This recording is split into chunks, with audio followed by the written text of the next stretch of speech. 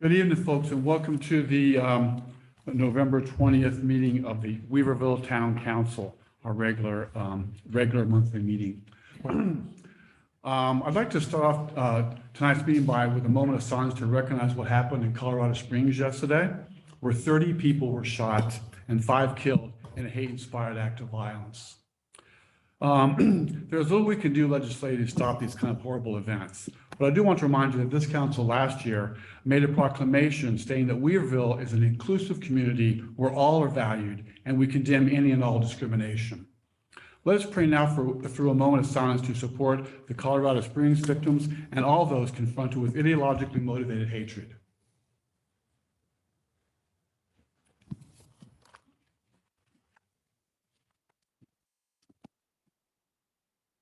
Thank you very much. May our town never have to experience something like that. So you all have had, council members, you've all had an opportunity to review the agenda for tonight's meeting. Are there any adjustments or is there an approval suggestion for tonight's agenda? I'll move to approve the agenda. Andrew? Well, I had a question, so I should have spoken. So I'm not to raise my hand. Would it make sense to move item 7, C and D up to the front, so those folks here for that don't have to listen to the financial audit? Fine, any objections? We do have the company auditor here for time specific on the town audit. And he does have another, he's out of Okay. town. Okay, all right. Okay. Sorry, folks. You'll have to listen. You'll have to endure the audit or presentation. It'll be quick. It's a brief presentation. Any other suggested adjustments to the agenda for this evening? If not, I'll entertain a motion for approval of tonight's agenda. So moved. Thank you, sir. All those in favor say aye. Aye. Aye. Any opposed? Great, thank you. It is important for members of council to make known and to be transparent about any conflicts of interest they may have or potential conflicts they think they may have within the agenda item tonight. And I wanted to ask if there's any council members who think they may have a potential conflict of interest for this evening. Mr. Chase? Yes, I believe I know and am friends with the owner of the 484 Ring Street Road project, so I will not be participating in that aspect of the agenda. Okay, very good. Thank you. Any others? According to the rules, we do need to vote on that. And so the rest of you need to approve Mr. Chase's option to recuse himself from any votes or that discussion.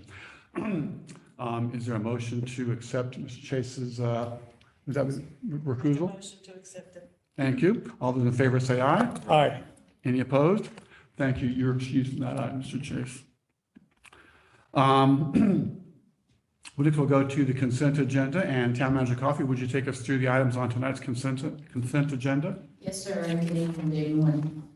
Beginning on page 3, you have your consent agenda with the first item is the October 24th minutes for your approval. On page 7, beginning on page 7, you have your monthly tax report. Current tax collections are $822,836. Percentage collection is 20.61. That is typically where we would be in a typical year. Beginning on page 12, you have 12 and 13, you have a budget amendment. This is to account for ABC funds going to the police department for alcohol education and prevention, as well as ABC law enforcement, and then cops for kids. On page 14, you have the renewal of the Weaverville Tailgate Market MOU with just a few changes. If you look at halfway down the page on page 14, you have a bulleted list of the changes within the agreement. Those are allowing regular markets April through October to operate inside and outside of the building. It reduces the number of outside vendors from 21 to 15 plus vehicles. Also updates cleaning fees being charged to the tailgate market to fully cover the expenses for cleaning fees, and those are not charged, by the way, if the tailgate market event does not happen. They do not get charged that. Allows for 2 A-frame type signs instead of banner type sign and approved signage. Provides the term of agreement to coincide with the 2023 calendar year. And then highlights that early voting and election day voting will cause the cancellation of any market events and any other events for that matter. No more agenda items under the consent agenda. That was easy. Are there any questions for the town manager regarding the consent agenda? If not, is there a motion to accept the consent agenda? Make a motion. Thank you. All in favor, please say aye. Aye. Aye. Any opposed? Thank you very much. You're up at bat already, town manager. So we'll go on to the next agenda item, which is the town manager's report. Yes, sir. Get back to where I'll be for that. On page 22, you have the November monthly report.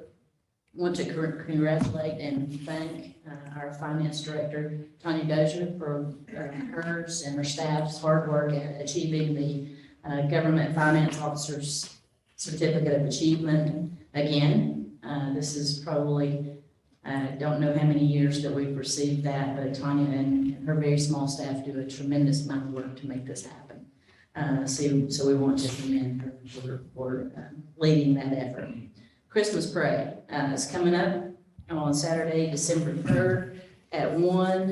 Instead of riding in the parade separately this year, you all will be pulled by a truck with Dale Pennell's guys driving.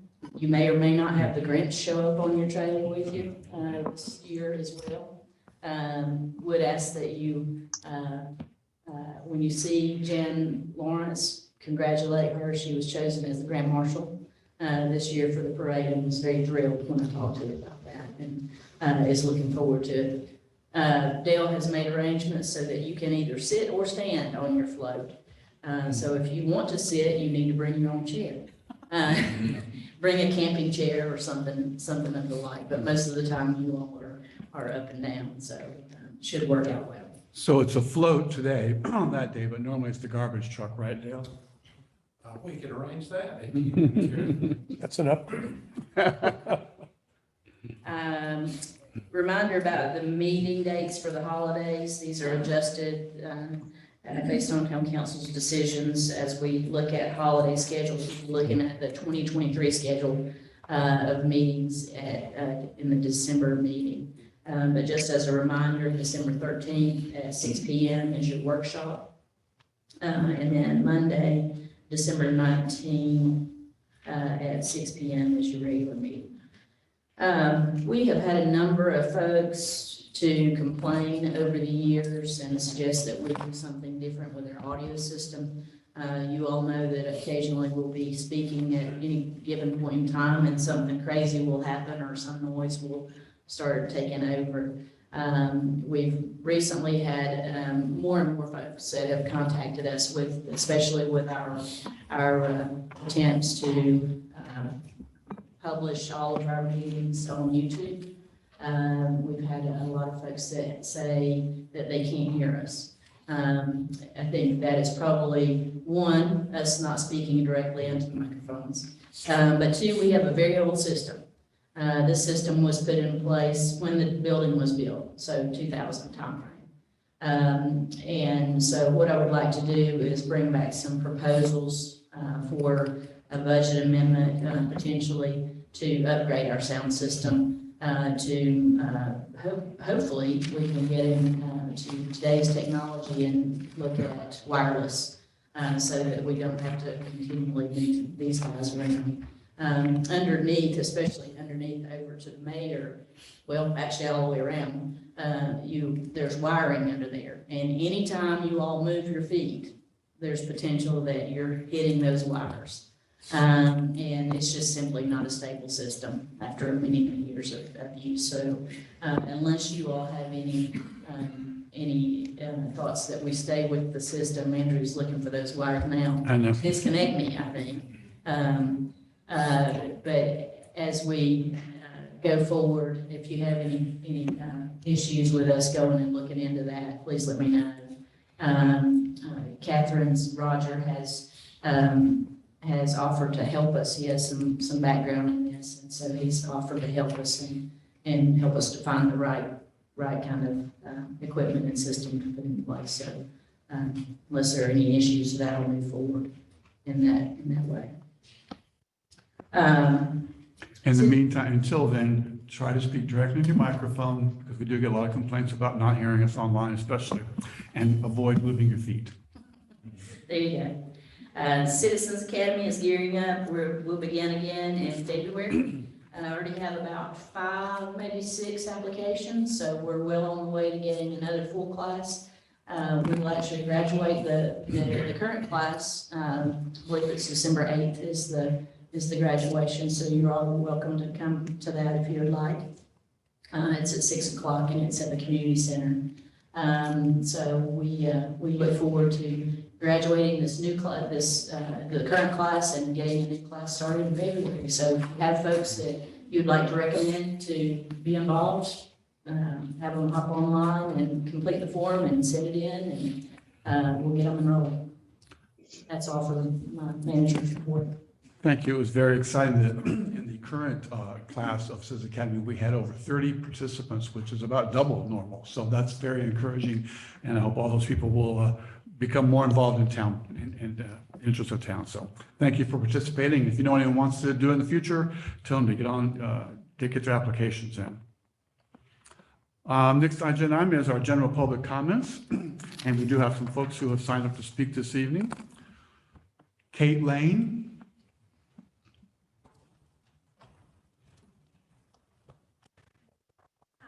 Hi, my name's Kate Lane, and I'm here to represent the Weaverville Tailgate Market. I'm the volunteer treasurer, and I just wanted to say we're really thankful that you guys have been allowing us to use the community center. And I'm saying that as a board member of the market, and the market's been around for 15 years. Many of those years we've been at your location, other years, other places, but it means so much that we've been back there this year. And then I'm also wearing the hat as a farmer. This is 2023 will be my husband's and I's 15th year milking cows and making cheese in Marshall. And it means a lot to be able to sell our cheese directly at a local farmer's market that's so close. And Weaverville is also the home of my parents and my in-laws, so it makes it a great location. I feel connected even though we're Marshall residents. And then thirdly, I've also used the farmer's market as a customer. Like, I go there and buy vegetables, and I bring my disabled son with me. And in the past 15 years of being a vendor at farmers markets, I've never found another farmers market in Western North Carolina as accessible as the new Weaverville Community Center location for having a disabled child. So I just want to stress that that means so much to me, to have the access to be able to change my son if I need to. He's 4 years old and I'm feeding tube and can't walk. And I've seen, of all the farmers markets we do in Asheville and other locations, there's adult disabled folks that come to the market as well as other disabled children. And it just means so much that you guys are letting and letting us be there. So I hope that we can continue that relationship for years to come. Thank you very much. We certainly hope so as well. It's an important part of our town. There's a statement I normally read about general public comments. We've only got a couple more, but basically, be nice, speak into the microphone, state your name and address when you get up to speak. Thank you. Dennis Ponder.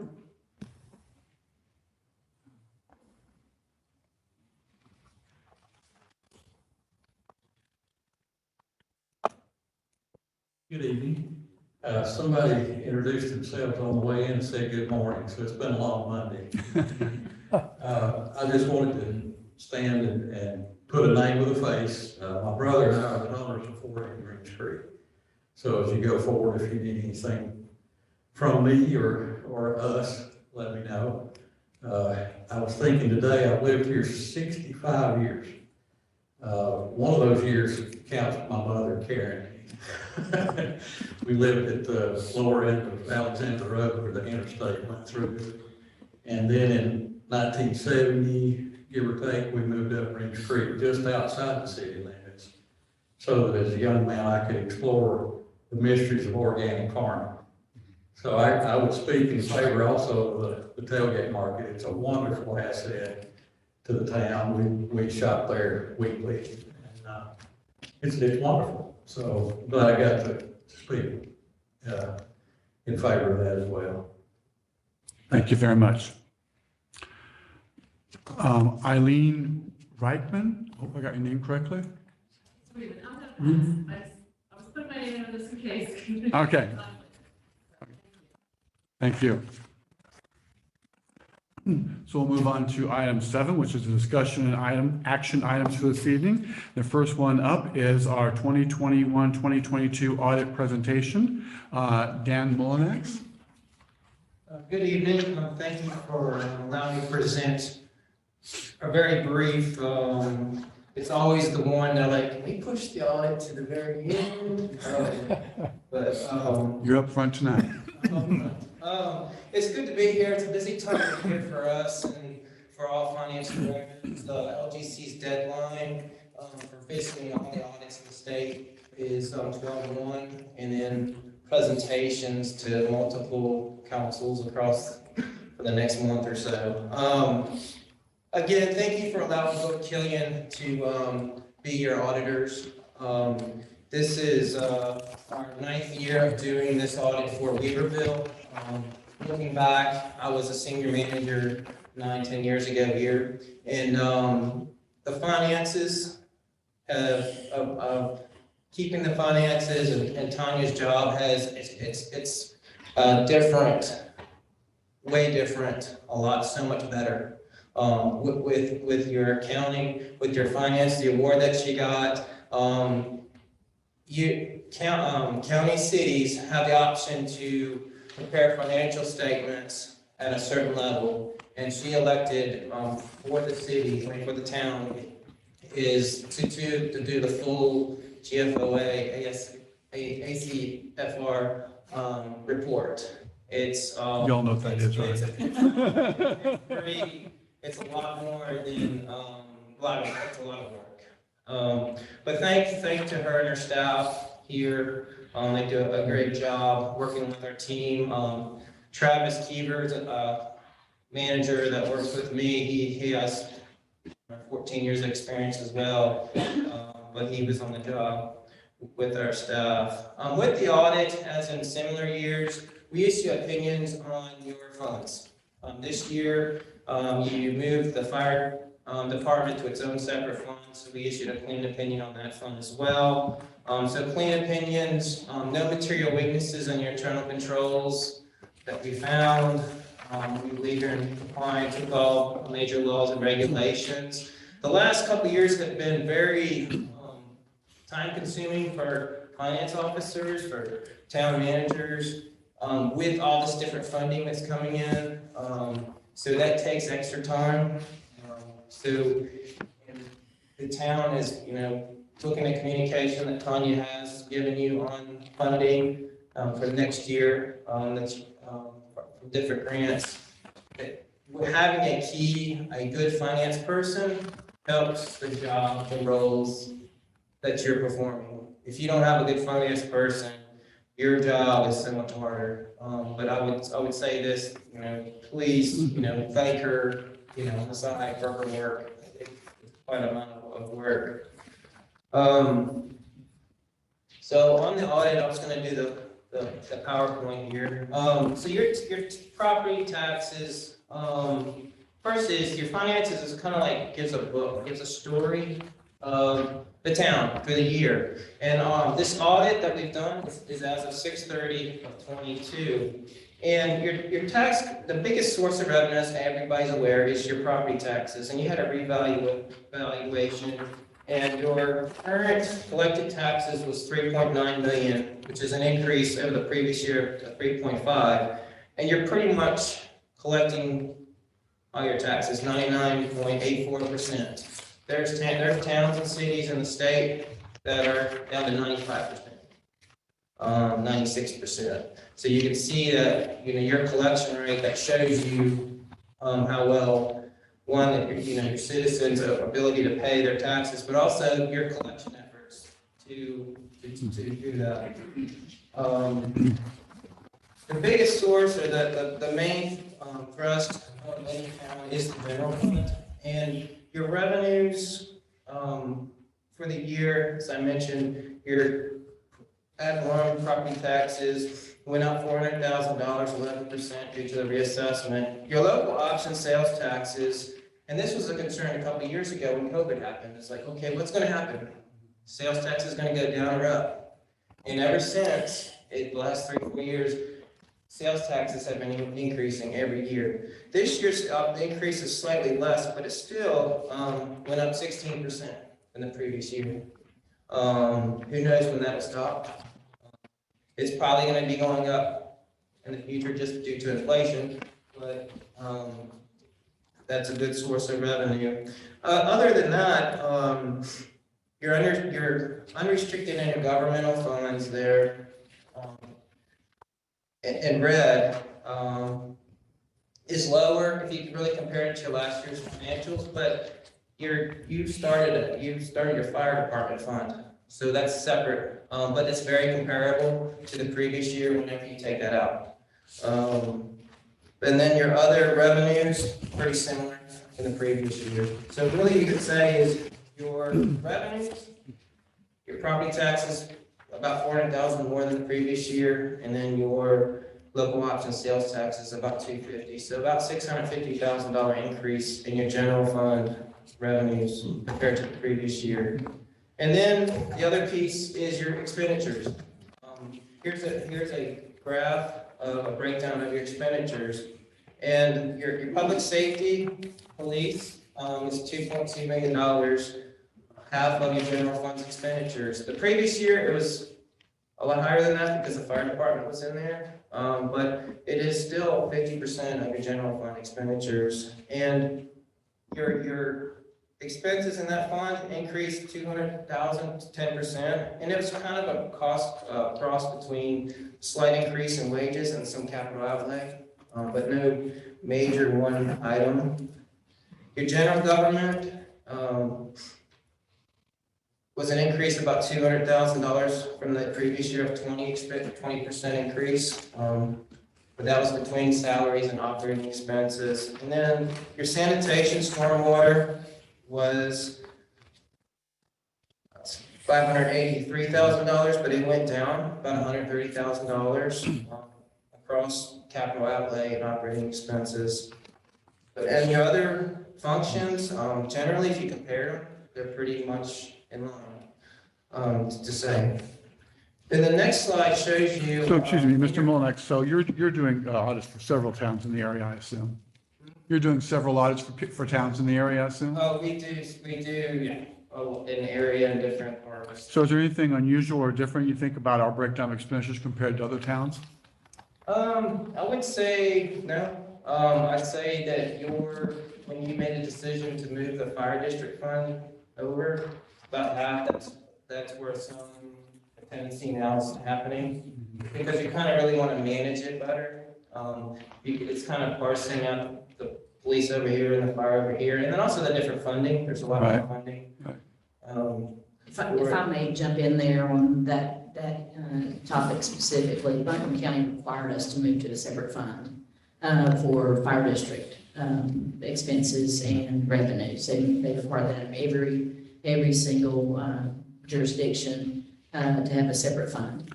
And the reason for that is that the fire department it's in what is called a special revenue fund, essentially, where you have the expenses have to balance, just like the general fund, have to balance with the revenues.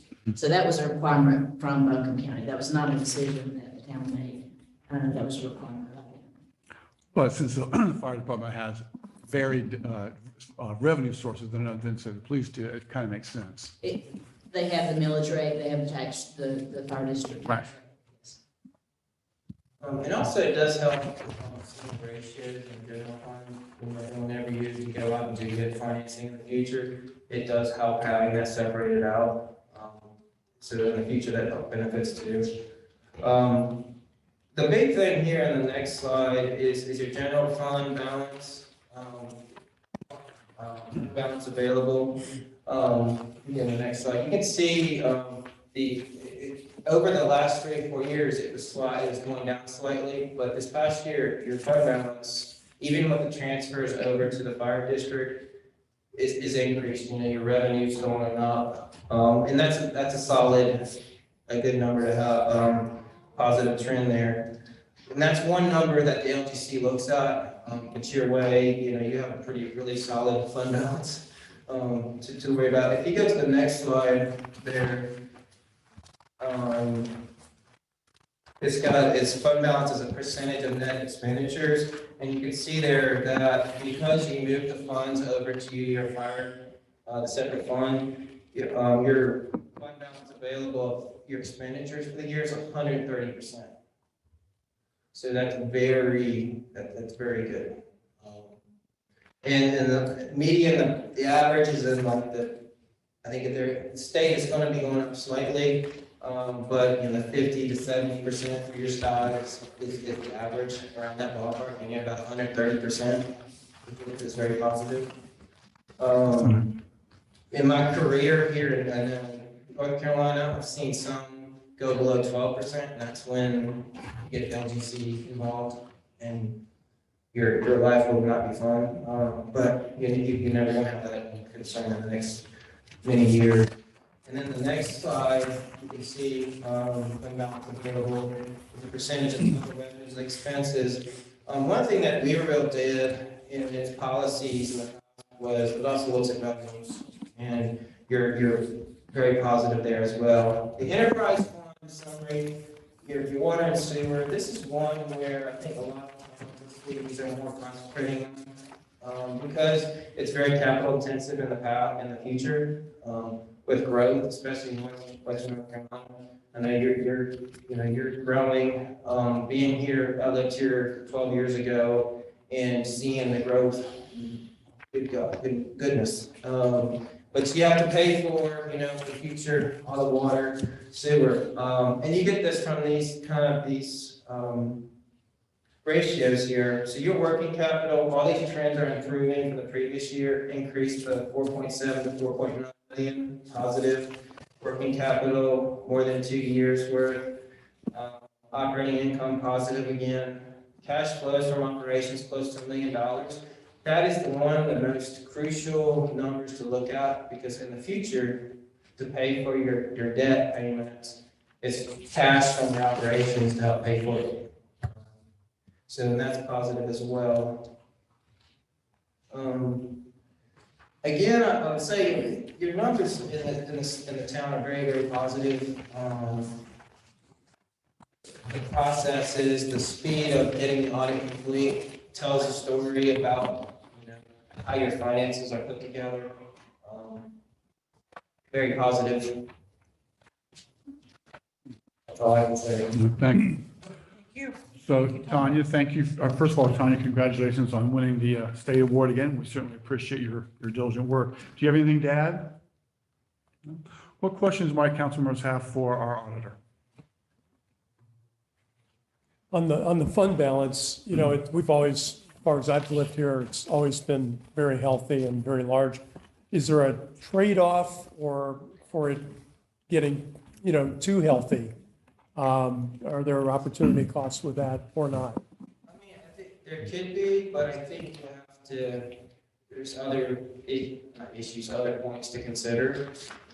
It's also about future funding, like your ARPA funding next year, like where you're going to spend it on, what are the intentions there, what is your water and sewer needs, and they also have to think of different, really towns are two different things. There's the government side and the water and sewer side. Right. They try to mix them a little bit. You have to a little bit, but you're not supposed to. It's like two separate businesses. And H is doing positive. I think the government side, the numbers are really good. The water and sewer side are good, right?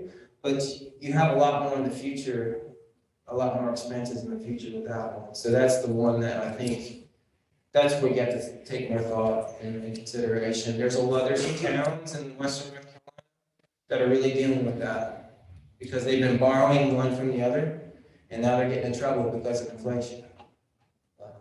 So, Thank you. thank you.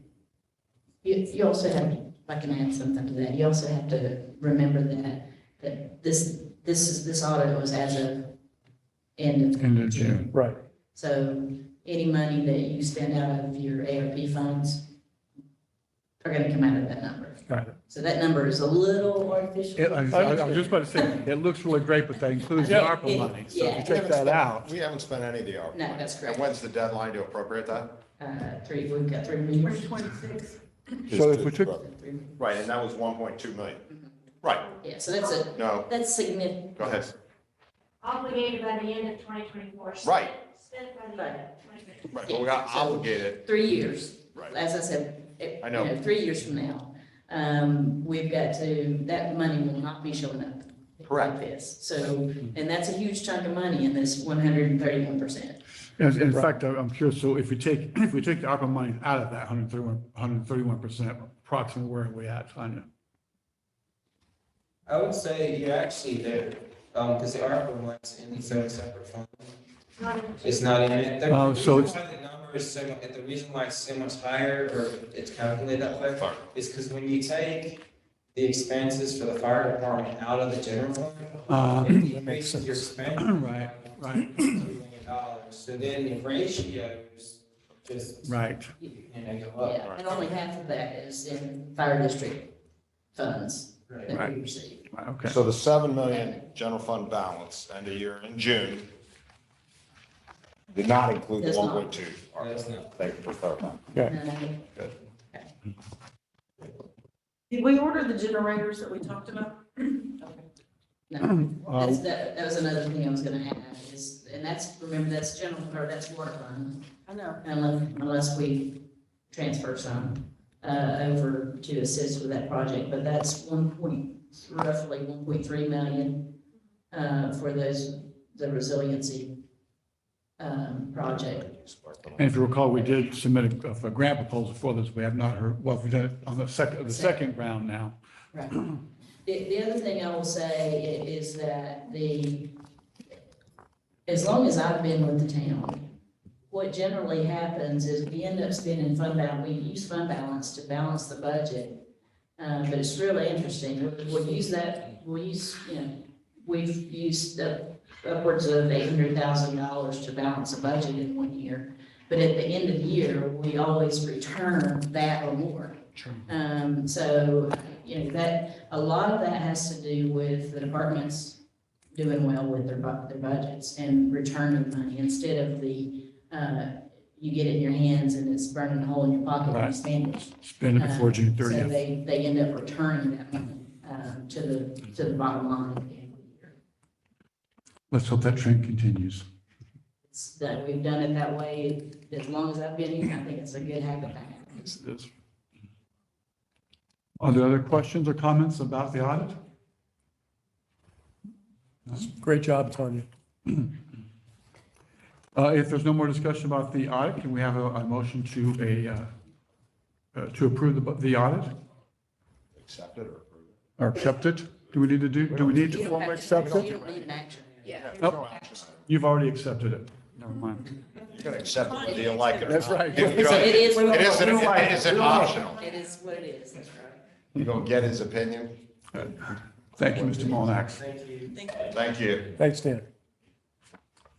Rob Chason, would you give us the ABC audit?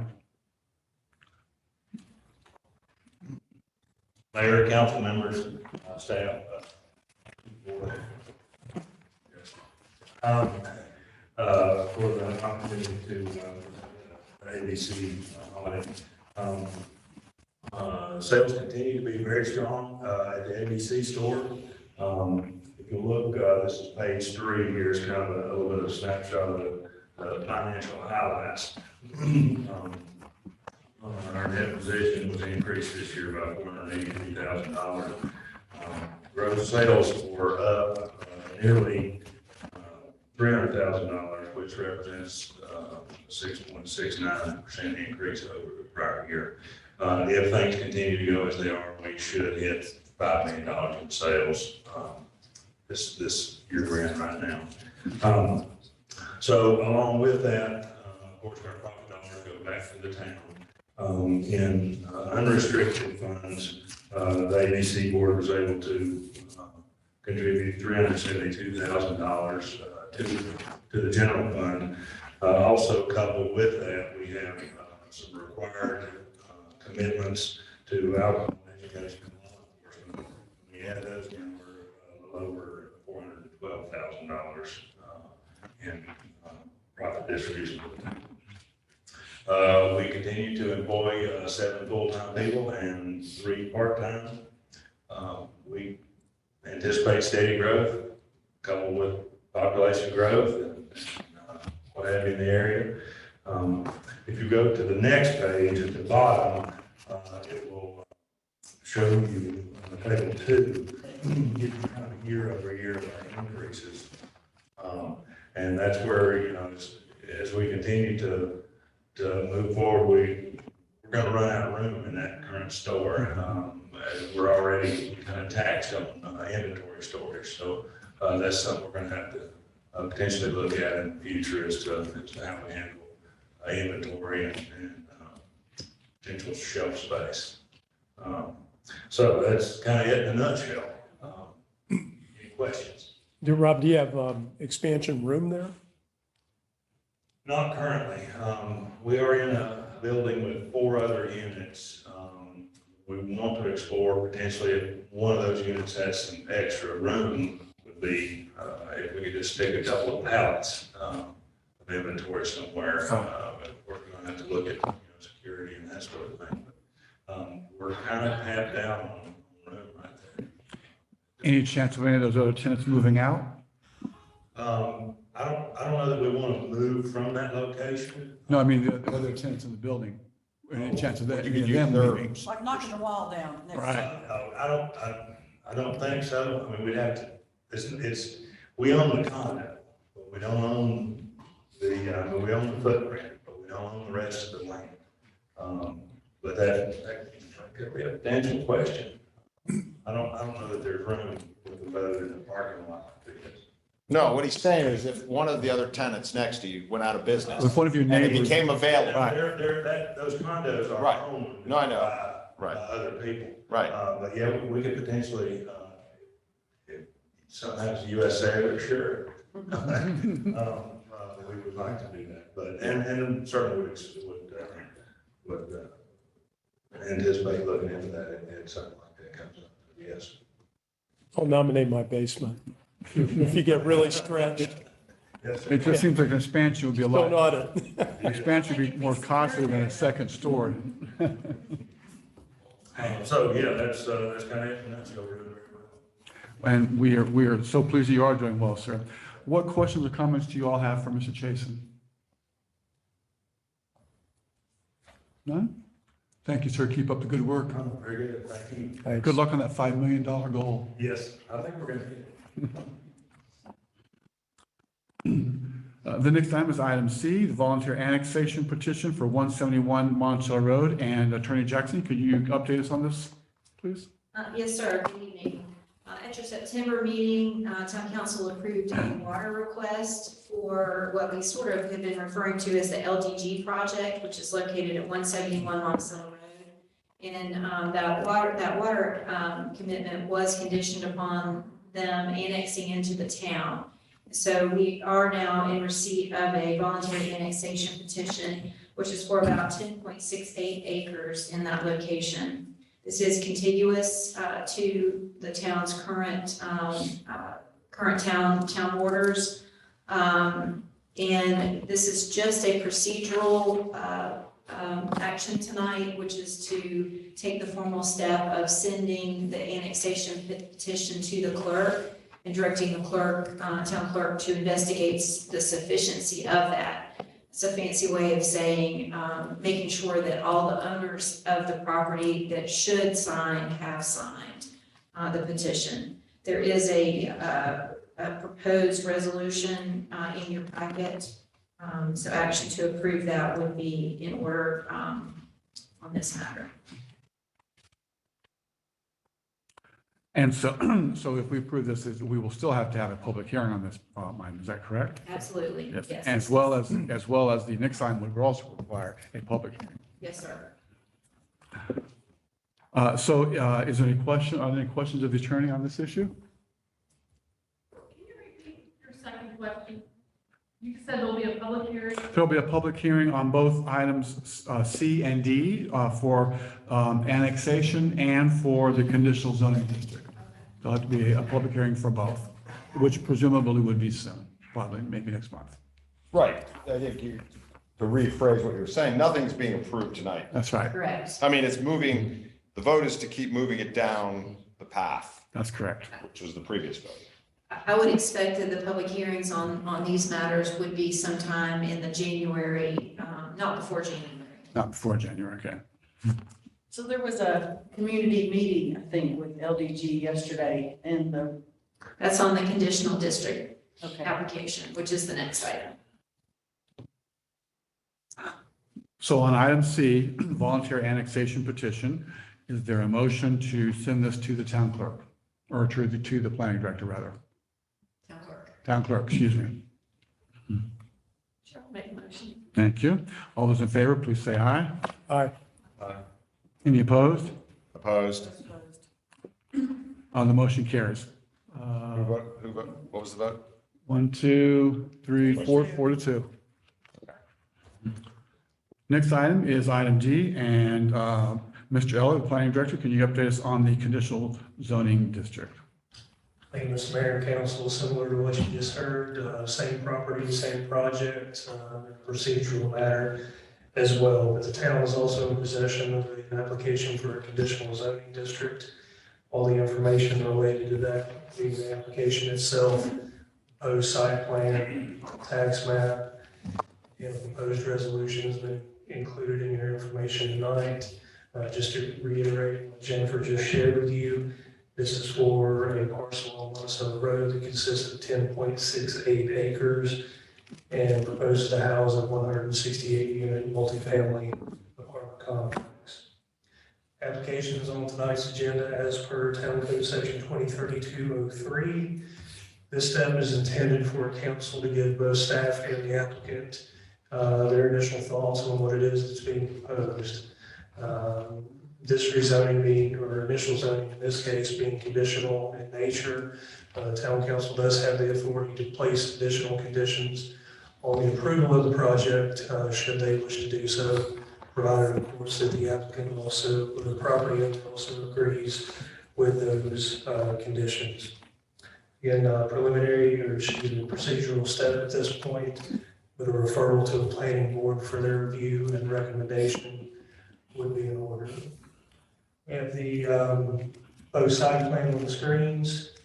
And at this point, I would suggest that my assessment of the situation as it relates to why this application has to be conditional in nature is the density of the project, as well as the number of parking places that are proposed for the project. The density is north of what any of our standard zoning districts would allow. Our high standard district would allow 12 units per acre. This comes in at 15.7. Our parking requirements would require 2 spaces per unit, and this comes in at 1.7-ish, if I remember correctly. So the discrepancy in those 2 variables, it is my understanding that that is why the conditional zoning district is being applied for, and I'm happy to address any questions or comments or concerns you may have. We do have several representatives of the application here tonight as well. If there's a question that I do not feel that I can adequately address, I'm happy to turn things over to them. So at this point, I'm happy to answer any questions you may have. So James, the application here at the bottom says zoning district R3. It's my understanding that the existing zoning is R3. Perhaps that's something that we need to get addressed. Can you refer me to the page, please? Page 190. That is the existing zoning under Buncombe County jurisdiction. So that's Buncombe County's R3, not That's ours. correct. Okay, and Buncombe County R3 allows how many per acre? I'm afraid I can't answer that directly. They have planned unit developments as well as developments that achieve density bonuses that include affordable housing, so that's a bit of a moving target. So it means nothing, basically. Excuse me? It means nothing, basically, if it's a moving target, so. They have density bonuses much more ingrained in their code than we do. James, what is the current, the application, the way it sits right now, and if we forward it, what does it say with regard to sidewalks and crosswalks, which is an area we've talked a lot about? So crosswalks across Monticello Road, there are none that are shown. It's my understanding that the applicant is open to having those conversations with NCDOT. There are exterior sidewalks shown as well as interior sidewalks. Those exterior sidewalks do not escape the boundaries of the property. So they do run along Monticello Road from property line to property line. Okay. The property beside of it that has the, there is a small section, it seems like I remember from being on planning and zoning before, a lot of the land along Monticello Road, the small section that's right beside the road has been donated, however you say, to the state, or in order for that to be a state right of way. Do we know this small section that's here in red that could be used for a sidewalk or something, if that is owned by the state, or if that's still owned by the property, same people of 4909? It's my understanding that the two adjacent parcels to the east of this property, up on the page, one of which is a long skinny sliver of land, is under common ownership as this subject parcel. How much of that property is in the NCDOT right away, I'm afraid I can't answer that, but the property itself is under common ownership. Because I know something that we've talked a lot about amongst council is if the sidewalk could go the whole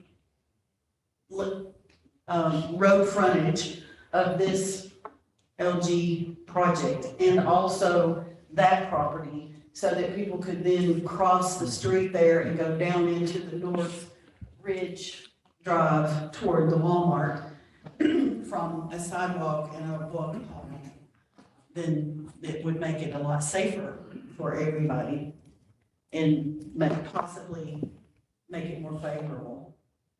Yeah, I I totally agree. I can address that just briefly.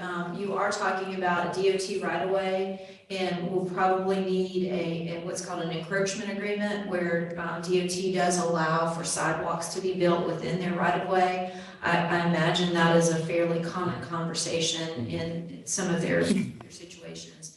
They probably, if they do allow that encroachment, they will probably, they are not in the business, DOT is not in the business of maintaining sidewalks. And so as a condition of that encroachment, I would expect them to come back and say, Town of Weaverville, are you willing to take on the maintenance and repair work of those sidewalks? So those are conversations that I would expect will need to be had. So I was trying to bring it up as Catherine, but it's not why I bring it up, on the GIS of who owns that thin strip, and it's in a trust. So there's common ownership, I believe, but it's in a trust that, Betty doesn't have control over. So I think this is the problem that I have with it, and I think the developer has struggled. We had good conversations.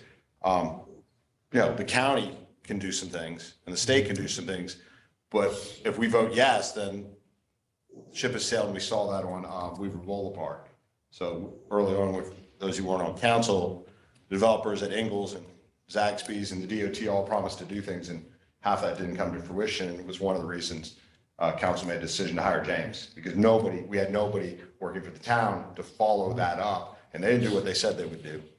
And Creekside Village is a great example of not doing what they said they would do. They lied to their people who bought the property over the road. They lied to us about, there was supposed to be sidewalks all the way from Thermo Fisher in that corner down to Merriman Avenue. And they don't exist. And I drive on that 4 times a day, and there are people in that road every single day, and somebody's gonna get killed and die. And so we were worried about speed bumps at Lake Louise when it's 25 miles an hour. That's gonna be a similar situation in that corner. People are gonna walk across the street. So if we vote yes now, forget it. Look at Creekside Village, there are no sidewalks on Aiken Road. Okay, so it doesn't matter what they said. We'll see what happens across the street with the massive development going across in Ronnie's cow pasture. He promised us he'd help get across to the lake, but there was nothing in what we approved. And I met with him, with Al, and I think James might've been in the meeting, and really good meeting, local developer. Yeah, I'll do all that. Yeah, we'll see.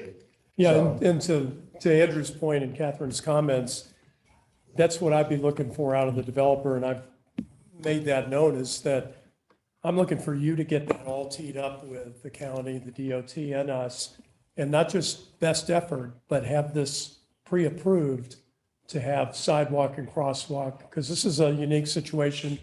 And to Andrew's point, we haven't done a good job in the past of getting sidewalk access, but we have to put a stake in the ground, do it now. So, I mean, the only way I would vote for it when it comes back to us is if that is in place, not just, yeah, we're going to work on it, because that's got a pretty poor track record. The other point, James, that you brought up about spaces, parking spaces, 1.7 versus 2.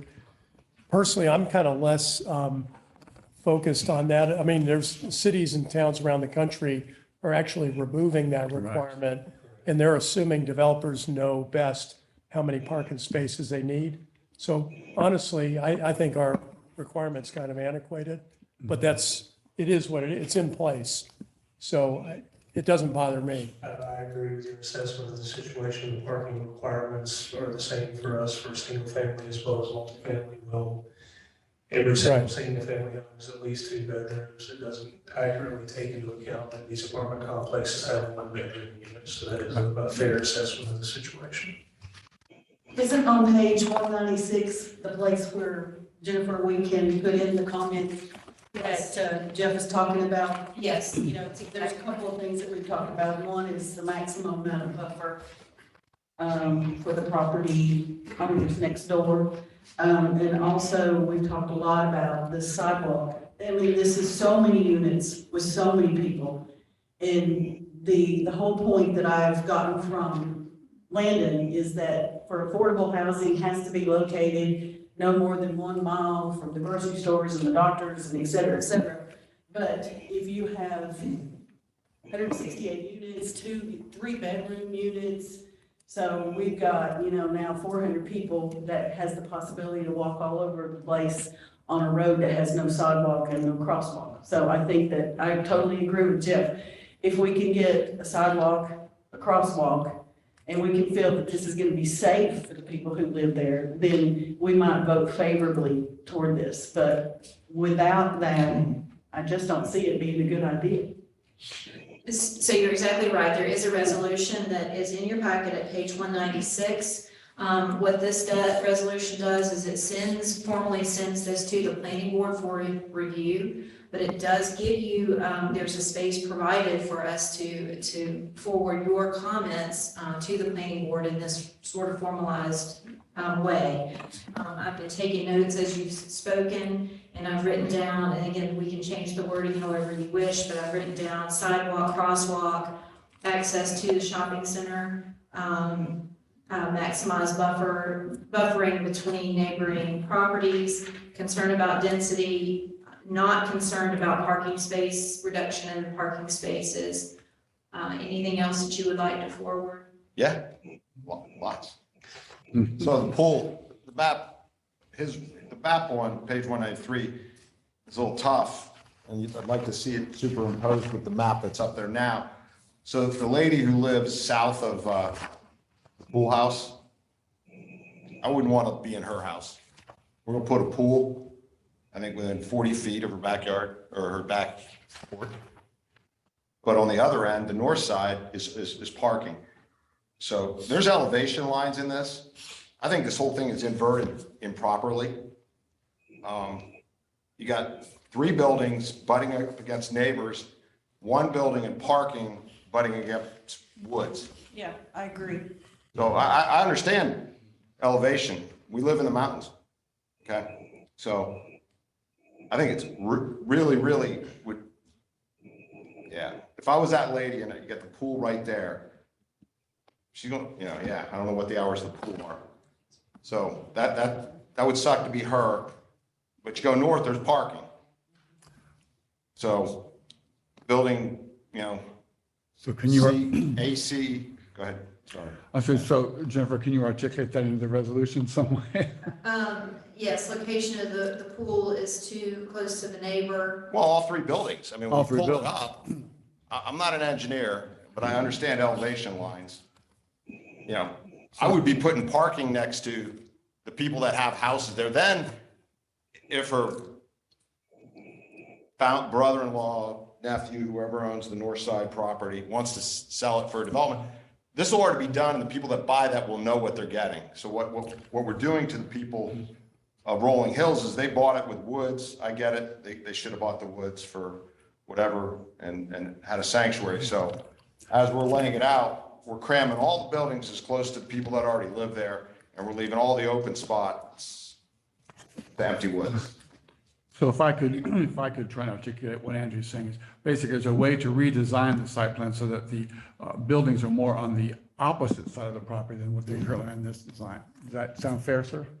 Something like that. Something like that. Thank you, sir. Either that or the buildings are all in the center and the parking's all the way around. Yeah, Something. yeah, I mean, Because then that gives you more dead space and more buffer amongst both properties, the one you know about and the one you don't know about. And I know, we're not builders. If I could touch upon this thought before it leaves me forever, it's fair to suggest that under a standard zoning ordinance, a 20-foot buffer would be required to the neighboring properties over Rolling Acres. Here, a 35-foot buffer. It's like, right. Be supplied. Theoretically, the entire purpose of a buffer is to provide a break in the land uses between, such as multifamily housing and single-family housing. Proposed buffer is a little less than double what would normally be required. I get all that, but the people at Creekside Village, which were way more than 35 feet, didn't enjoy my rooster that lived in town illegally, nor my dog, nor my son's dog. So that buffer, you can hear, it depends. That's why we put up an 8-foot privacy fence. So we'll see what happens, but noise carries, you know. I can hear from my house over to 210 Acre Road, I can hear people talking. So I get it, but when you get a pool 25, 35 feet with 50 kids in it, that poor lady's not gonna have any peace. I do have one question. I like the idea of the extra buffer. That's great. Is there a possibility to have a portion of that buffer, say like 10 feet, that is completely undisturbed? And I know there's a lot of elevation change, and this is going to be a massive grading operation. But there's a point where it seems like you could maybe hold off and protect some of that original vegetation. I don't know if that's possible. So this may be a neat transition from myself to the applicant. I believe I've offered a fair assessment of what the application represents to council. Also, if I remember correctly, from our review of the plans as well as attending the community meeting last night, it's my understanding, and I hope this to be true, that 20 feet of that 35 feet is proposed to be undisturbed. So at this point, I'd like to ask if anyone has any questions about the application, and then also I think it would be appropriate to provide the applicant the chance to address council this evening as well. So first, Jennifer, do you feel you've got all the items that people have mentioned adequately to prove? Yes, I'm happy to run through those really quickly again. That needed? Sidewalk, crosswalk, to provide pedestrian access to the shopping center, maximize buffering, between neighboring parcels. Related also to that is a preference for some undisturbed vegetation within that buffer. Concern about density, and then, how I said consider redesign of the project to push development to the middle or to the unimproved side, neighbor side. Is that, Specifically mentioned the pool. Yes, yeah, and I do, and the location of the pool is too close to the neighbor. I have that here too. And did you mention the parking space? And not concerned about the parking space reduction. Yes. are there any other items to be included in this? Sidewalks. Yes, sidewalk, crosswalk, pedestrian access. Any others? Very good. Is there a motion to refer the conditional? James making a hand. Yes? Be presumptive, but I think it's entirely appropriate to allow the applicant to address council. Do anyone have any questions for the applicant? I think he's going to address this. Okay. As he comes up, there are just a couple of minor corrections to the resolution before you in your second whereas clause. This was originally slated to be first considered at your October 24th meeting, and I failed to correct that to this meeting. So we'll update that, and then, of course, Councilmember Jackson is with us but not officially here tonight, and so we'll remove that language from the adoption language. Very good. Congratulations are in order. Is that correct? The baby daughter? Yeah. Congratulations. Great. Just a clarifying question about the sidewalks, just so I understand. So you all would like us to be able to commit to extending the sidewalk up the NCDOT strip, is that right? Okay. Yes. Perfect. That's all. Yeah, and Mr. Eller was correct. We proposed 20 of the 35-foot buffer to be undisturbed. Excellent. Any other questions for Mr. Cox? Thank you. Thank you. So can we get a motion to refer the conditional district consideration to the town clerk? Did I get that correct this time? It can be a motion to approve the resolution in your packet as we've amended. That's even better. So can I get a motion to approve the resolution in the senior packet with the amendments that we've made this evening? I'll make that motion. Thank you, sir.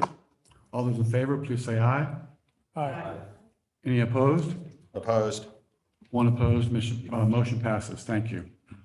Next item is item E, water request for 480, 484 Reeves Creek Road, and Public Works Director Pennell.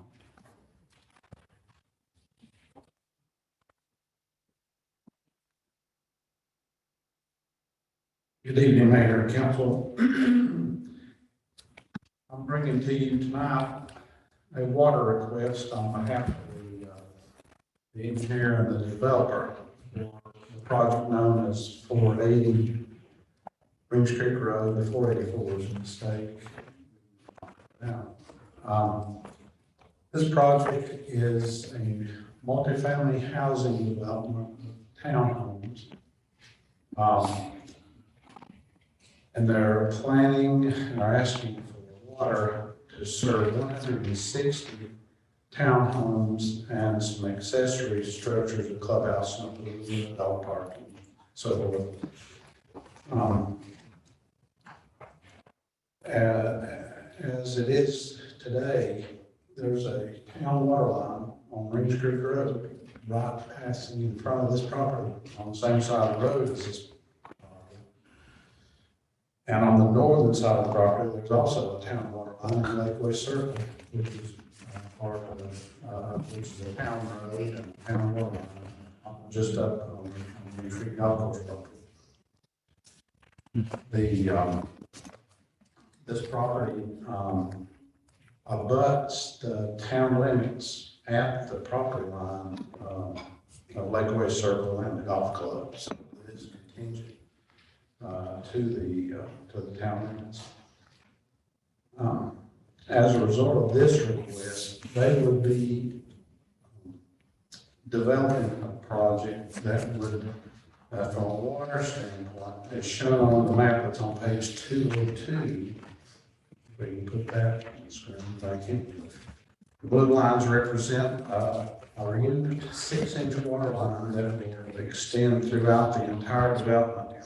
Individual meters for each townhome and a fire hydrant system that would serve the entire development. And that would be built by the developer and then would be turned over to the town of Weaverville for future maintenance. I've looked at this project from the standpoint of where we stand with our water system. And I went back and updated our water commitment spreadsheet that I provide to you every quarter during the Public Works report. And that's back on page 203. And what that most recent version of water commitment report showed is that the previous month we had a previous report, which was at the end of the middle of September. It showed that we had, and we take everything into consideration, current usage, our current water commitments, and our accounted for water. We add all those up and divide by our plant capacity. Back in September, we were at 69.53% of our water plant capacity. And that was using the state required 400 gallons per unit. There were 2 projects that came off of that September list, and I added to it the previous project that was just discussed, the Monticello Family Apartments. When you do that, it brings us up to a figure of 71.29% of our current water capacity. And when you add this proposed project to that total, that puts us up to 75.77% of water capacity. And again, if you back all those numbers up and use what is actual average usage instead of state required gallons per day, we'd be at 53.91%. So far less than 70% guideline for years now, and certainly less than the 80% that we're talking about. From a public works and a water department standpoint, we have the water to serve this project. However,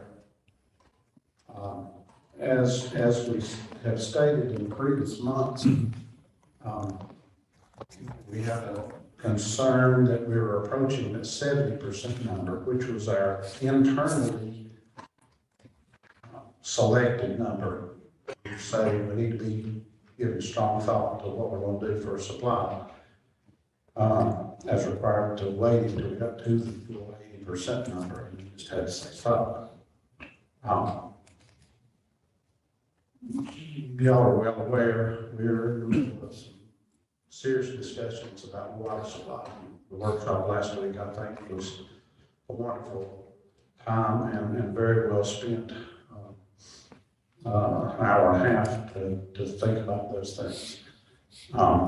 And at the end of that meeting, I think you voted to move ahead on some potential supply options as far as Woodson and Marcel are concerned, and the yield study that we're talking about. But we didn't, even though you said yes to those, what we're going to do with expansion of the water plant is still a little bit up in the air. And certainly the yield study is 5 weeks away at best. And so, and the discussions of Marcel with them, I think would be very, very productive. But it's not signed and stuff. So from the standpoint of your action recommended on this particular request, you have some options, and those on the council agenda sheet are listed there. You have the option to just grant the water commitment request outright, or grant the water commitment request conditioned on annexation. We're going through a very similar process that James and Jennifer just led you through on the family apartment project. Or you can deny it entirely, or some combination of those. So having presented this information to you, I'm available to answer any other questions you may have as you consider this particular item. Thank you. What questions y'all have for Director Pennell about this project? I don't have any question. I don't have any questions for Dale or Ms. Fennell. Thank you for always now clarifying the two numbers. What I continue to get frustrated with is the simple answer is no, or we don't do what we say. We publicly said if people want our water, they should voluntarily annex. Right. You don't. So we're going to say yes on the condition you voluntarily annex. If you voluntarily annex, you get water. So I'll just go home frustrated every night. My answer is no. What I would like to see is a voluntary annex application, and when that is approved, you get water. Wow, that's how it works. So, yeah. Yeah, and on that note, I mean, my understanding from the developer is they want to voluntarily annex, and that would be the appropriate way to do it, in my mind. And they seem fine to it, my understanding. So maybe we're just out of sequence here. As far as, water usage, I mean, we're going to eventually get to a point where there's going to be a project where after that point, we can't do any more until the supplemental kicks in. Whether it's this project or that, it's going to happen.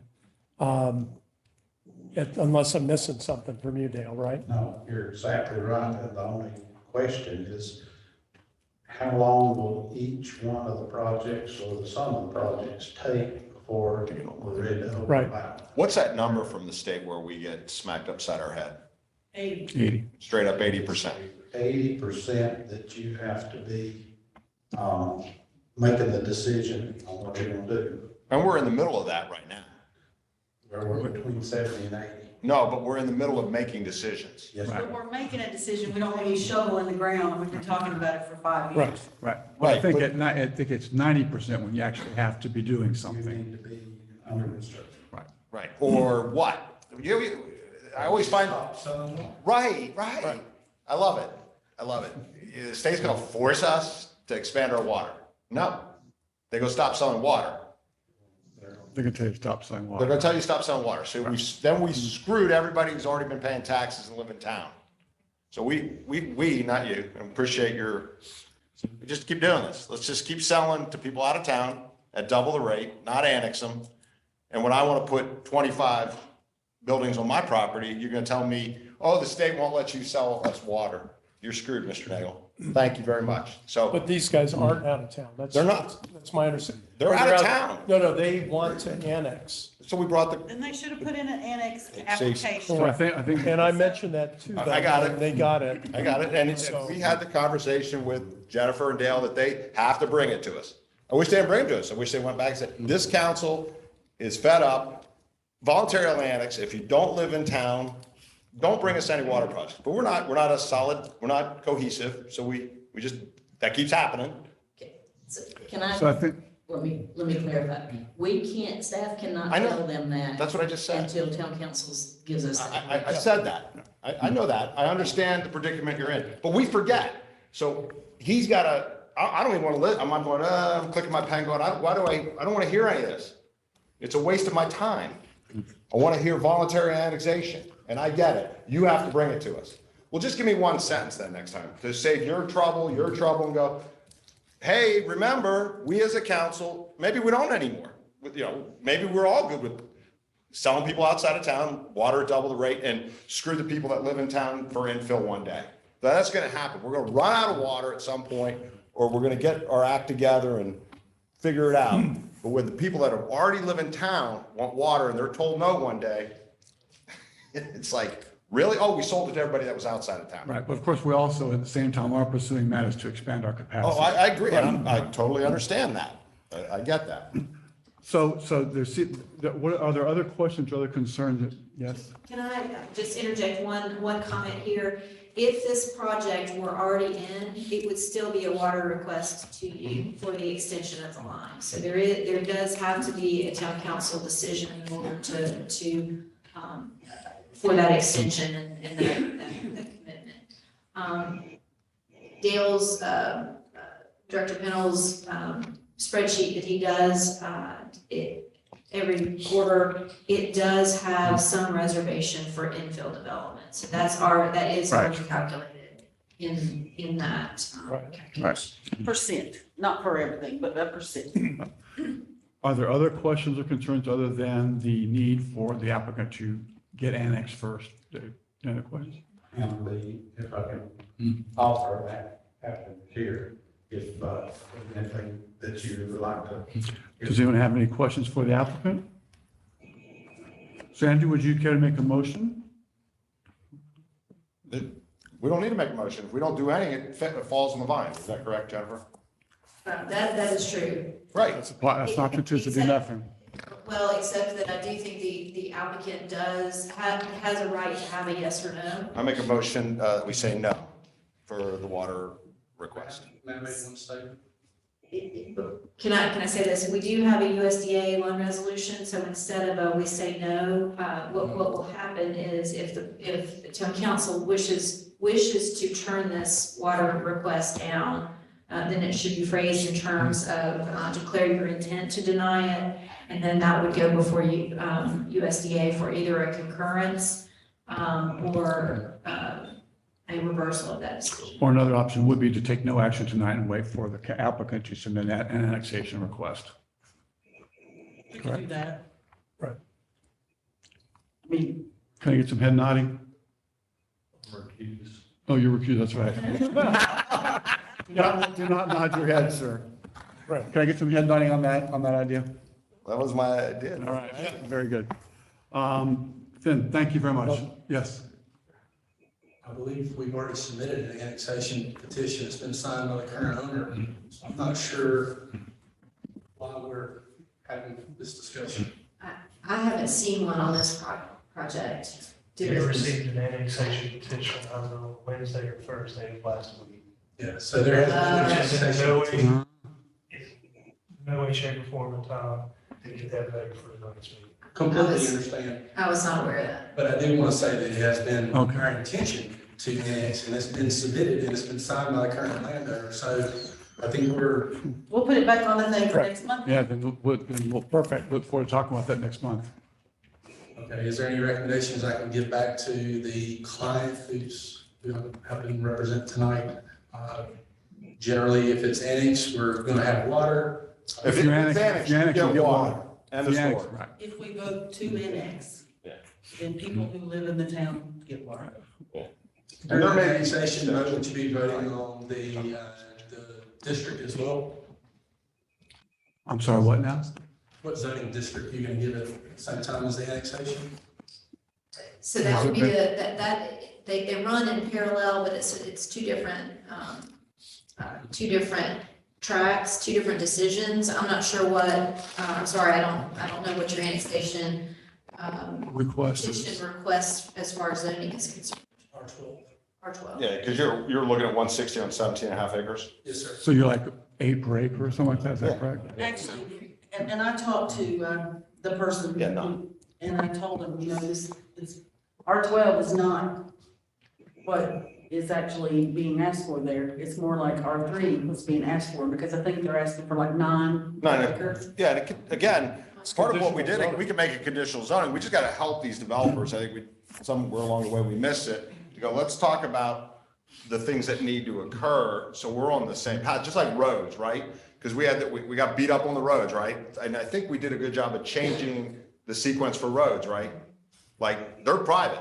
They're when you apply, you're gonna go, we need to know right up front, I'm voting no to make them the city roads. So I'm not gonna vote for that. They're gonna be private roads all day long if I get a vote. But we've screwed up developers before because it comes later. And I think did we change some sequences? So roads were talked about at the same time as water. And that's, the problem with it is, you ask for this voluntary annexation, the developer and the landowner gotta be right on board, right? Because now the landowner's paying property tax to the town of Weaverville. So we enjoy that. We're happy about that. And if the developer backs out, the landowner goes, man, wish I'd stayed in the county. I'm paying half the tax, I'm paying double the taxes now for no reason. Or you annex and you get unfavorable zoning for where you Correct. want to go. Exactly. Your current landowner who's had it for 60 years is stuck at something that doesn't work for this developer. Yeah, I mean, yeah.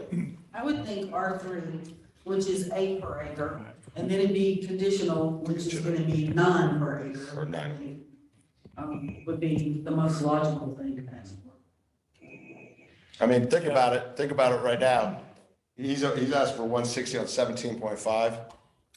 The earlier project's almost there on 160 on 10.5.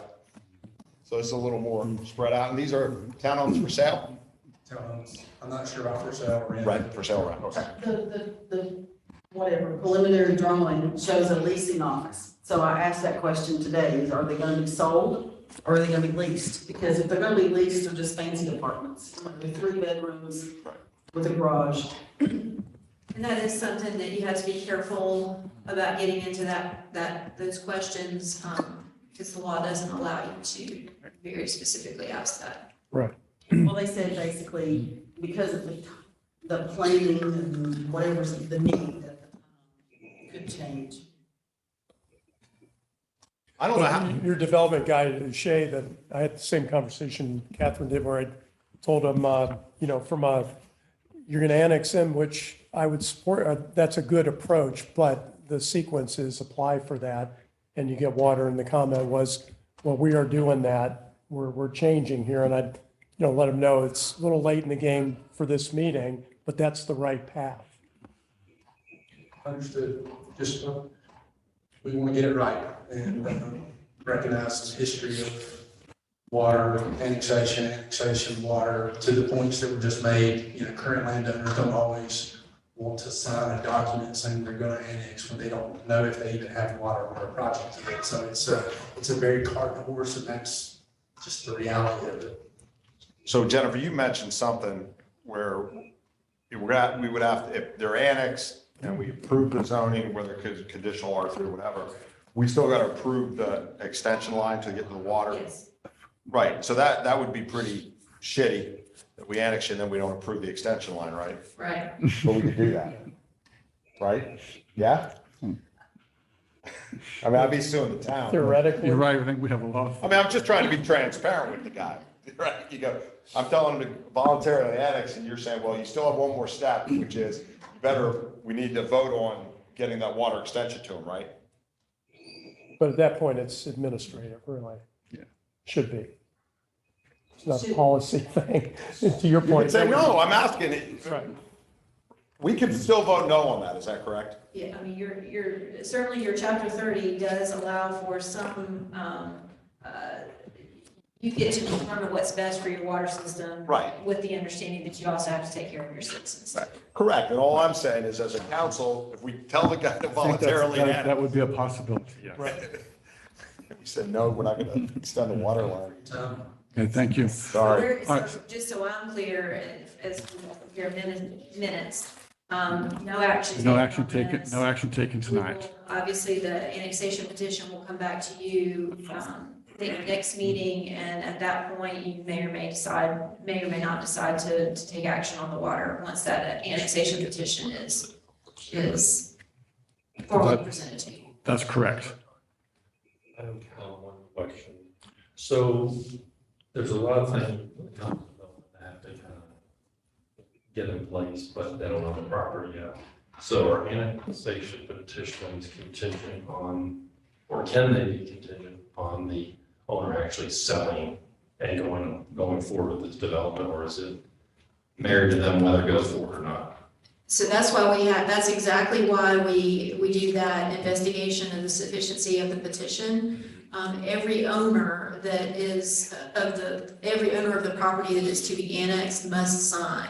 And so, if you've got something under contract, ideally that contracted owner theoretically could be signing that petition as well. No, but what he's asking is, can they do conditional voluntary annexation? No. No, like, for example, the deal falls through. Right, no. Are they? No. are they Yeah, dealing with Yeah. annexation? Again, that goes back to, can only de-annex a property through a legislative act. So once you have adopted your annexation ordinance, it's in. You're next. It's in, no matter what. You got the right thought process. They go, poor Mr. Ponder, been living in the county paying less taxes, wants to do this deal. But the way we put it now, we want you to join the town. And and that happened, that whole same question cycled through basically up behind CBS originally 5 years ago. She's like, I don't want to voluntarily annex, because if the deal falls through, I don't want to pay your taxes. And then I took offense to that, going, well, you don't want to join our town. Oh, I get it. It's a money-making venture. You really don't want to join Weaverville. She just wants to sell a property. Thanks for clarifying. Any other questions on this item? Thank you all. Next item up is item F, the Recreation Complex Site Design Proposal. Director Pennell. Seems like this will be a new center. Let's hope so, sir. In the interest of trying to get the recreation complex completed in time for summer pickleball season. He's been practicing. We have asked the landscape architect who participated in the design of the community center to give us a proposal to help us get that project finalized and out to bid and constructed. So Sidewalk Studios has presented us with the proposal that you have that was based on the map on page 205. And he has a proposal to us that is for schematic design development, construction drawings, and then bidding, negotiation, and construction observation. Based on the last council meeting, I think we had him put in a little optional part to have some more local neighborhood input. And then we realized later on that we sort of neighborhood inputted this for Yes. Yeah. 10 years? 4 years. Yes. So I'm not sure if we actually need that at this point, because y'all reviewed and approved the schematic design. Right. And additional parts. So we can save a little bit of money there by just Xing out that part. So, X out that part. and these are good people, they know what they're doing, and they'll help us get on the cross-section. Any questions for Mr. Pennell? So can you get a motion to approve the proposal on the budget amendment? I'll make that motion. All in favor, please say aye. Aye. Aye. Any opposed? Thank you very much. Thanks, Dale. Good work, Dale. Thank you. Next item is item G, Town Council Board and Committee Assignments. And if you look on page 2, well, I had it marked up, but now it's on page 210. You'll see that we have, several of us have assignments to other activities outside town, including Land of Sky Regional Council. I can't find my page. There we go. The Metropolitan Planning Organization, the Planning Board, Patriotic Committee, the Economic Development Committee, and the Bike Ped Study Steering Committee. Councilmember Wood has asked to be placed on the town's planning board, and just to make sure you know that November is the normal time when these terms, if you will, would come up anyway. So we're asking, I'm suggesting that Councilmember Wood be placed on the town planning board as the liaison, and that Ms. Cordell then go to the Metropolitan Planning Organization. Any questions or comments on that? Do we need to take action on that, Jennifer, or is that just okay? As long as we can note that there is not any opposition to that. Any opposition? Good deal. Done. Maybe, actually, there may need to be an action on the MPO to officially substitute Ms. Cordell. It's not on the planning board, but I think we may need some action. Yeah, because when John replaced me, there was a buffer of a month or so. They have their own process, so you need to let them know. Okay. They ask for minutes on that. So I make a motion that we appoint Councilman Cordell to be the Weaverville representative to the Metropolitan Planning Organization. All in favor, say aye. Aye. Aye. Any opposed? Good deal. Thank you. Next item up is item H, the quarterly report from Police Chief Davis.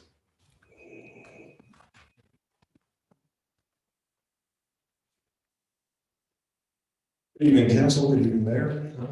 Just to share with you on the first page that I have, I promise I'll make this as brief as I can. But if you'll notice on page 212 of your agenda, that last year we had 1,603 calls versus this year, this quarter at 2,046. A slight error that I did with that calculus, that was 22%. It's not, it's 27% increase that we've had since this time last year. The arrests, the numbers were right at about the same, but the motor vehicle collisions have increased pretty dramatically. Most of those are, as you can see, the injury rate is about the same as it was last year, but that's an increase of 22%. Next page on 213, these arrest reports and all the activities that you see there, and all of these numbers are about the same as they were last year. So our crime rate isn't going up. And I'll point down to the theft from a motor vehicle. We haven't had any in this quarter. The next page on 214 are high priority calls that have increased in time. So that is a little concerning to me. It tells us that our officers are are busy on calls while they're answering high priority calls. This was a trend, if you notice, in last quarter, and it's continuing to be a trend now. Let's go on to page 215, and we conducted a traffic study at Monticello Village in North Main Street. You noticed from the last report I gave you, there were 36,000, I think it was 400 cars that we had in front of the Ford Avenue. These numbers look the same, and it's southbound traffic only. So these numbers are within just a few hundred vehicles that are actually on North Main Street that are on Main Street. So the vehicle speed for all those vehicles involved, and I know that was kind of a shocker, but it's 30 miles an hour is what we've indicated here. We found on our study, 85% of those vehicles are doing an average of 35 miles an hour or less. Again, the highest peak of the time of the violations are between, and it's not between 11 and 5. And there were 5 motor vehicle collisions in that area, but all of them were at the post office or north. There was nothing from the post office south up to the time that you got to Boulevard. And then if you want to go on to the next. So I would just say, everyone take note that for all the complaints we get from residents, 85% of all the vehicles, in fact, were. That's to the correct. speed limit. And I still have questions. And then with the speed volumes down here as well, that you can look and see that there's from 36 above, that's about 5,700 vehicles a week that are exceeding that posted 35 mile an hour speed limit. And we are doing speed enforcement accordingly on that stretch of road as time allows. Again, you can look at page 217, and then that, if you look at the vehicle volumes by the time of day, all of those were substantially similar to what you saw with the last traffic study that we had on Old Avenue. Can we ask questions yet? Catherine's excited to have a question. What week did you do that study? Was it a 5-day week or 7 days? It was a 7-day week, it's 7 It was recently or just last month. The reason I asked the question is because the North Carolina DOT, the counter from 2019, said that there's over 8,000 cars a day up there at that point. And this number of 36,000 then divided by 7 puts it more like 5,000 and something cars a day. So that was unusual for me to think about. Well, and, but our instruments are different than theirs. They use the ones the counties have across the road, and there's actually, if you noticed, it looks like a little tube that goes across the road. I don't know about the accuracy of theirs or what their volumes are. I can speak to ours. Okay, so that was one question. And when we did this, I was thinking on South Main, the speed limit is 25 miles an hour. And of course, it says the speed limit is 25 miles an hour in town unless otherwise posted. And of course, on North Main, it's posted at 35. So therefore, the numbers come out exactly as you would say, that 85% of the people are doing 35 miles an hour. I was just curious, you know, why is it 25 on one end of town and 35 on the other end of town? There's just as many houses, just as many driveways and roads. I know, we don't get to say that, right? It's an NCDOT road. That's why I want to be on the NCDOT planning. I want to find out these things. Curious minds. And then the other thing, my question was, the 29 vehicle crashes in October, that's twice as many as all the other months. Was there some commonality? Is it because the darkness and the time changed, or? I would have to drill down into that, quite honestly. Most of those accidents involve parking lots. Most of them all low-speed wrecks with no injuries with them. Just freaked, just weird thing, okay. Full moons. Thank you. Full moon? Okay. Okay, well, I wanted to put up here on the next page, I wanted to do something that your review to give you a little bit of, it seems hopefully, but wanted to give you some indication of some of the events that we have. We counted no fewer than 18 events that we have every year. And we listed 12 of these events with the St. Patrick's Day, Memorial Day, the Summer Music Series, the Citizens Academy, July the 4th, Music on Main, Art and Autumn, Homecoming Parade, Halloween, Veterans Day, Candlelight Stroll, and the Christmas Parade. So that's just about 12 of those. I wanted to quantify a little bit of this to you. And then, of course, on the last page, we have other events. We have dozens of events that we have every year that people don't see, but we have to actually schedule for manpower and overtime. And just to name a few of those, Department of Juvenile Justice training, active shooter training. We had 4 picketing or protesting events. We have ABC training to train ABC employees. And we have various government highway safety programs that we have to adhere to, and mandatory in-service training, firearms, and of course the various certifications. Do you have any other questions? Yes, sir. I think my memory's fading on me. Do we currently have an SRO officer? Yes, we do. What's that officer's name? Adam. Okay. Adam Hunter. Right. How many officers do we currently have? 16. So you were concerned with, I think I heard, response time going up a little bit? Yes. Do we need more cops?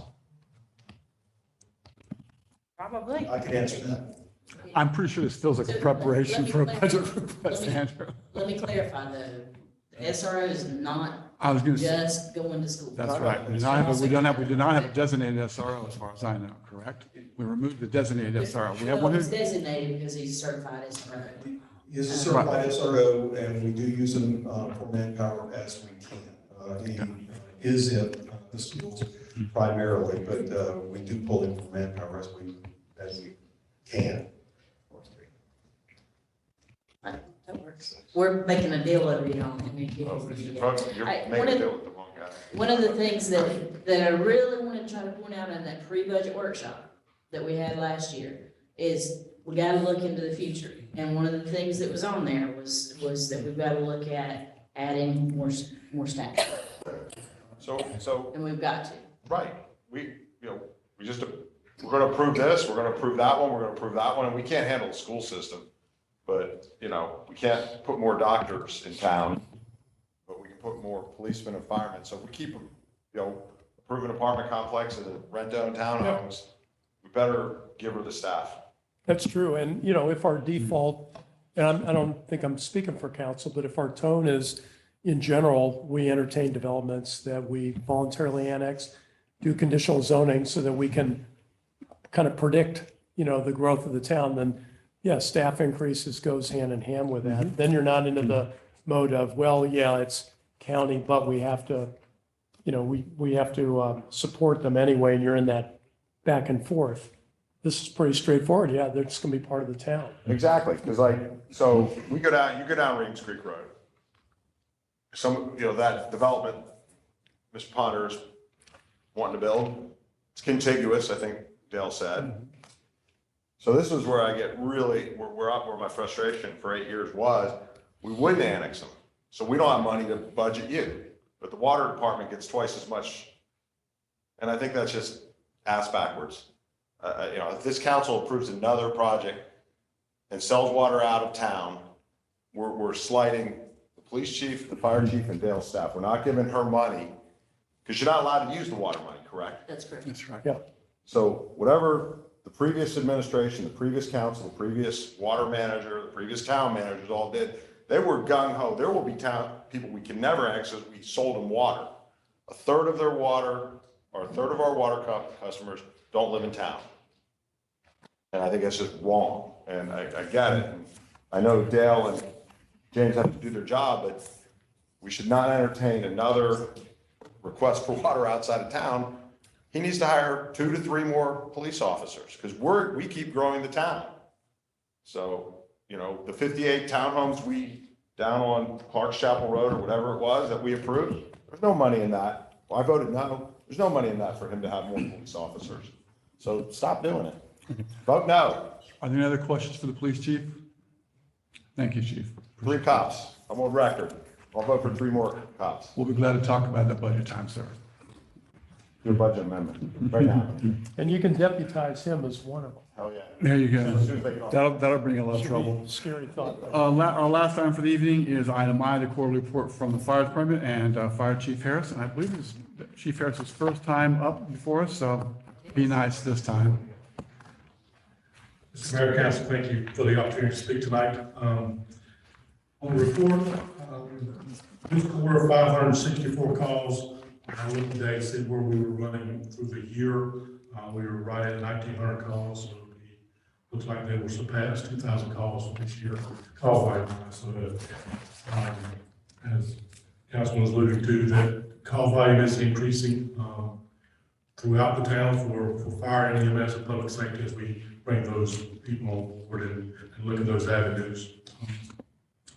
Response times, we're averaging just under 8 minutes on our response time. I did receive an email today from a citizen on a house fire that we responded to. The crews were out the door. From time of dispatch was under a minute. Arrived on the scene within 3 minutes of the notification of the call. So I did get an email today on the most recent structure fire that we had responded to, and the citizen actually had participated in the recent Citizens Academy. So they were appreciative of learning not only town government wise, but our responses as well. As far as the overlapping calls, we were 121 calls in this quarter, which is 21%.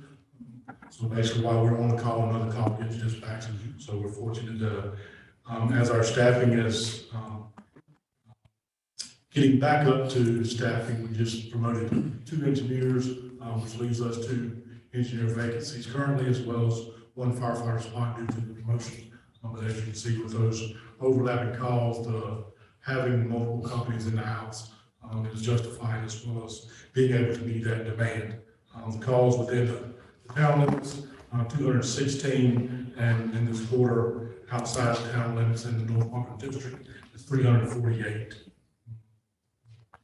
As far as our fire prevention side of the house goes, October is always a busy month with our prevention activities. We're focused with education that month. In doing that, we have participated in the schools and going out and starting the education process there. And the child seat inspection continues to increase there and offer that service to citizens of the community with helping them safely install child seats to protect families in that aspect. Plan reviews, obviously, as we talked about with the annexation aspect, we do have some states that once things are annexed, and that plan review process keeps us in the loop versus just the county being able to look at some of those plans. So as we do more development, those plan reviews do go up in our inspections processes. As far as interoperability and training, I've talked with Chief Davis, and we're working on some more interoperability and joint training from fire and police, from everything from being able to provide some breaching door opportunity to being able to have crews assigned to them to provide medical aid in the event of emergency that their staff were to need true medical help involving an active shooter or anything like that. So we're working on collaborating some efforts to get some of our staff trained with them, not trained in law enforcement, being able to provide that medical aid in a more timely manner and operate sufficiently and safely by doing those things before they enter. And take any questions that you have for me. What questions might y'all have for the chief? We'll let you off easy tonight, sir. It's your first time up. Thank you very much. Are there, is there anything other important to come before this body this evening? Do I have to ask for a vote for adjournment, or can I just declare it? We're adjourned. Thanks, folks. Thank you.